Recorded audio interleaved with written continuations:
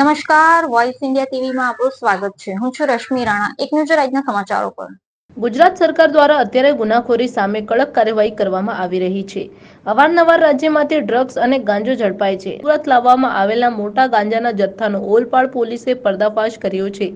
ઓલપાડ પોલીસની ટીમે 30 કલાકનો ઉજાગરો કરી ગાંજાના વેપારનો પર્દાફાશ કર્યો છે. પોલીસે 71 લાખની કિંમત 712 કિલો ગાંજાનો જથ્થો ઝડપી પાડ્યો છે. સમગ્ર ઘટનામાં પોલીસે એક મહિલા સહિત 3 આરોપીઓની ધરપકડ કરી વધુ તપાસ હાથ ધરી દીધી છે.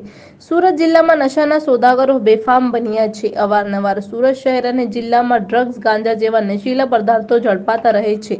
ત્યારે આવા જ વધુ એક નશાના કારોબારનો સુરતની ઓલપાડ પોલીસે પર્દાફાશ કર્યો છે. સુરત જિલ્લામાં ઓલપાડ પોલીસે અટોદરા ગામથી તથા માંગરોળ તાલુકાની નાની નરોલી ગામથી 740 કિલોગ્રામ ગાંજાનો જથ્થો ઝડપી પાડ્યો છે. પોલીસે મહિલા સહિત કુલ 3 આરોપીઓની ધરપકડ કરી છે અને કુલ 74 લાખનો મુદ્દામાલ જપ્ત કર્યો છે. આ સમગ્ર ઘટના ઉપર નજર કરીએ તો ઓલપાડ તાલુકાના અટોદરા ગામની સીમમાં આવેલા વાઇબ્રન્ટ ઇકો પાર્ક સોસાયટીના મકાનમાં ભાડે રહેતો સૂર્યપ્રકાશ ઉર્ફે મોનુ અમરનાથ પાંડે તેના મકાનમાં ગાંજાનો જથ્થો સંગ્રહ કરી તેનું છૂટક વેચાણ પોતે તથા માણસો મારફતે કરાવતો હતો. આ અંગે ઓલપાડ પોલીસે ખાનગી બાતમી મળી હતી. ત્યારે બાતમીના આધારે ઓલપાડ પોલીસે ત્યાં દરોડો પાડ્યો હતો અને તપાસ હાથ ધરી હતી.